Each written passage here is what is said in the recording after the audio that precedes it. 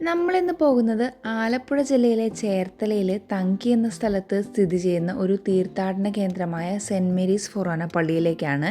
തങ്കിപ്പള്ളി എന്നാണ് ഇത് അറിയപ്പെടുന്നത്. നമ്മളൊരു ഉച്ചയായപ്പോഴാണ് കൊച്ചിയിൽ നിന്ന് സ്റ്റാർട്ട് ചെയ്തത്. ആലുവ അരൂർ റൂട്ടിൽ നല്ല പോലെ റോഡ് പണി നടക്കുന്നുണ്ടായിരുന്നു.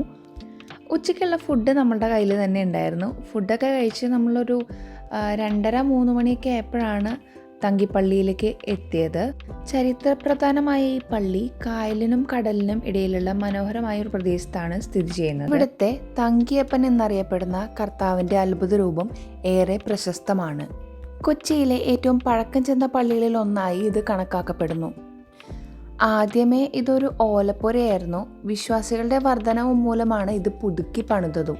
നിങ്ങളിന്നീ കാണുന്ന തങ്കിപ്പള്ളിയെ പ്രശസ്തമാക്കുന്നത് അവിടുത്തെ തങ്കിയപ്പൻ എന്ന് വിളിക്കപ്പെടുന്ന യേശുക്രിസ്തുവിൻ്റെ അത്ഭുത രൂപം തന്നെയാണ്.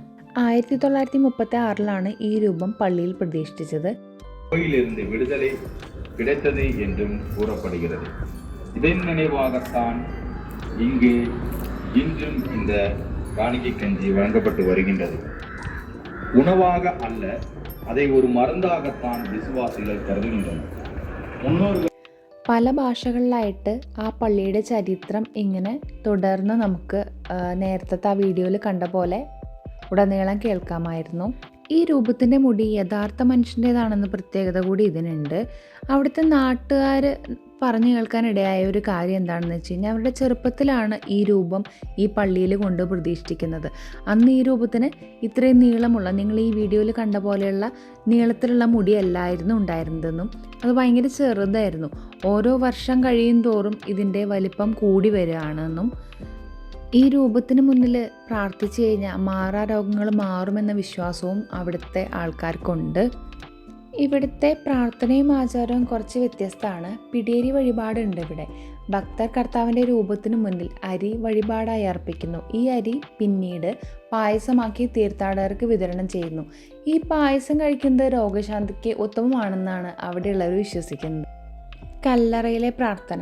കർത്താവിൻ്റെ രൂപം സൂക്ഷിക്കുന്ന കല്ലറയ്ക്ക് മുന്നിൽ പ്രാർത്ഥിക്കുന്ന രീതി ഇവിടെ വളരെ പ്രചാരം നേടിയിട്ടുണ്ട്. എല്ലാ മാസവും ആദ്യ വെള്ളി ഇവിടെ പ്രാർത്ഥിക്കുന്നതിന് ദീർഘനാളത്തെ ബുക്കിംഗ് ഒക്കെ ഉണ്ട്. പിന്നീട് നമ്മൾ പോയത് അർത്തുങ്കൽ പള്ളിയിലേക്കാണ്. ഇതിൻ്റെ കൺസ്ട്രക്ഷൻ കണ്ടോ, പോർച്ചുഗീസുകാർ പണിതതാണ് ഈ പള്ളി. ഇതും വളരെ പഴക്കം ചെന്ന ദേവാലയം തന്നെയാണ്. സെബസ്ത്യാനോസ് പുണ്യാളൻ്റെ പേരിലാണ് ഈ പള്ളി അറിയപ്പെടുന്നത്. നമ്മളവിടെ ചെന്നപ്പോൾ കുർബാനയും പ്രാർത്ഥനയൊക്കെ കഴിഞ്ഞ് കുറച്ച് നേരം പള്ളിയിൽ ഇങ്ങനെ ഇരുന്നിട്ടാണ് വൈകിട്ട് വീട്ടിലേക്ക് തിരിച്ച്. എല്ലാവർക്കും ഇന്നത്തെ വീഡിയോ ഇഷ്ടമായിട്ടുണ്ടാവുമെന്ന് വിചാരിക്കുന്നു. ഇഷ്ടമായെങ്കിൽ ലൈക്ക് ചെയ്യുക, ഷെയർ ചെയ്യുക, സബ്സ്ക്രൈബ് ചെയ്യുക. നമുക്ക് പുതിയൊരു വീഡിയോ ആയിട്ട് പിന്നെയും കാണാം.